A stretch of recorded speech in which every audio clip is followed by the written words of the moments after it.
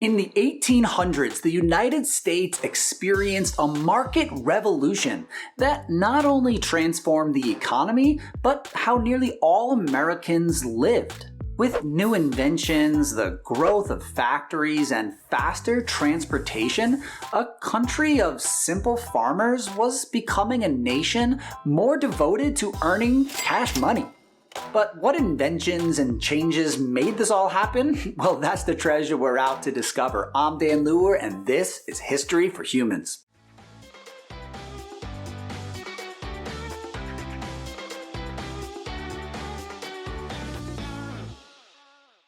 Before we get going, I just want to remind teachers and homeschool parents that there are lesson plans that go with this episode on my website, historyforhumans.com. And now, our exploration question for the episode is, how did the market revolution transform the economy and the lives of Americans? But shovels out, because we got some history to dig first.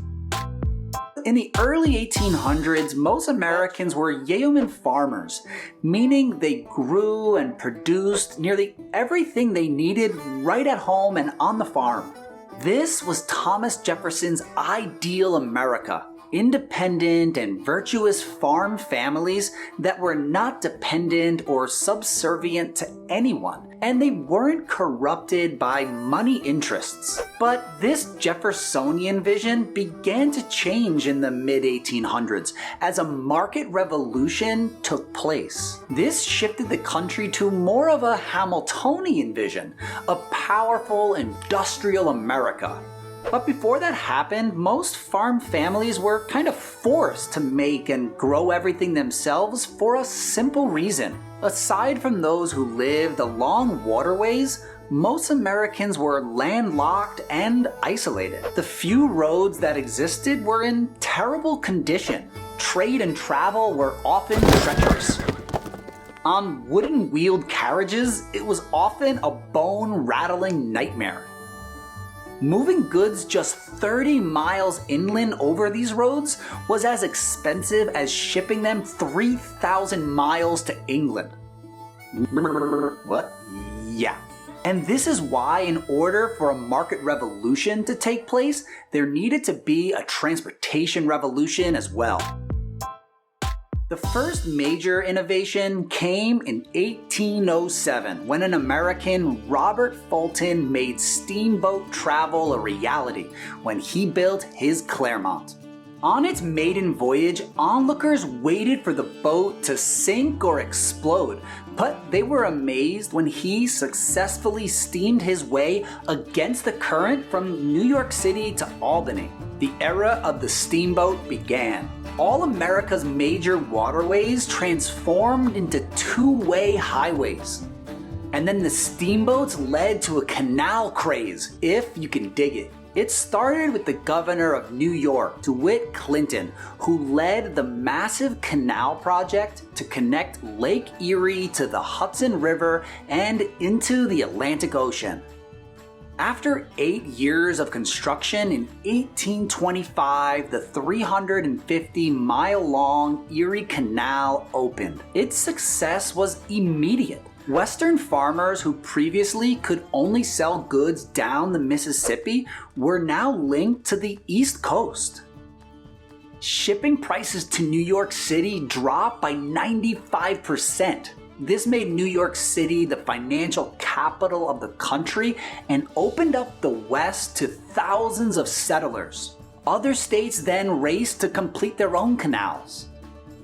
But the canal craze ended when rails became all the rave, since they were cheaper and more efficient.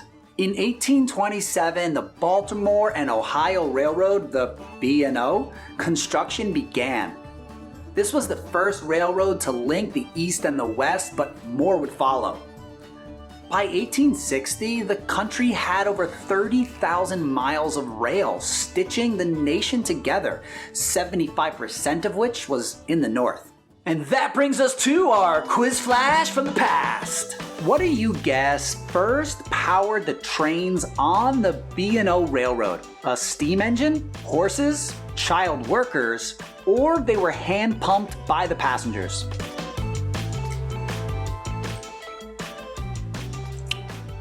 Their first trains were straight horsepower. But after just a few years, an inventor, Peter Cooper, successfully built a steam engine that could power the trains. And do you know how they measured the strength of each engine for the trains? In horsepower, and now with improved transportation like steamships and trains, it brought big changes to simple farmers all across the country. From that Jeffersonian ideal of the self-sufficient plowman, more farmers now began selling their crops for a profit. And 3 inventions were essential to this shift. In the South, there was the cotton gin, which helped cotton become king, and this was covered in detail in our last episode, so I'm gonna move on. Then, in 1837, John Deere devised a lightweight steel plow that outperformed the splintering wooden ones. This opened hundreds of thousands of more acres to cash crops. Another great innovator and entrepreneur was Cyrus McCormick, who developed a horse-drawn mechanical reaper. The McCormick reaper harvested grain with the efficiency of 5 men. So with these 2 inventions, farmers could plow hundreds of more acres, they needed less workers, and it increased their harvests. Now, with their extra money, they began purchasing things that they previously made at home, like shoes, candles, soap, and clothes. They traded self-reliance and independence for a chance to strike it rich and rise economically. And this was something that was uniquely American, as the opportunity to rise up was exceptionally rare in the 19th century. The Midwest now became the country's and the world's breadbasket, and their corn, wheat, and meat was in great demand in the industrializing North. As the South specialized in cotton, the West in grains, the North was distinguished by its industrial factories. Samuel Slater was the father of the American factory system. He grew up in England working in textile mills since he was 14. At the time, England had a complete monopoly on textile factories, and they had laws preventing textile workers from emigrating out of the country. But Slater donned a disguise and snuck off to America to build its first textile factory, spy style. In Pawtucket, Rhode Island, his factory turned cotton fiber into thread. His first workers were all children between the ages of 7 and 12 who worked 12 to 14 hours a day. Following Slater's model, factories sprung up across the North, giving women, men, and later many poor immigrants jobs. Low-wage and unskilled workers replaced the highly skilled and well-paid craftsmen of the past. And this might best be seen with the invention of interchangeable parts. Just as he impacted the South with his cotton gin, Eli Whitney's development of interchangeable parts transformed the North. Whitney amazed government officials when he disassembled 10 muskets, scrambled their parts, and then rearranged them. It was like magic or witchcraft. Because previously, each item of every manufactured good was unique and one of a kind. But this now showcased how interchangeable parts could improve all manufacturing. And now, unskilled workers operating a machine could do only what highly skilled experts had done for hundreds of years. This was no mere change, it was a revolution.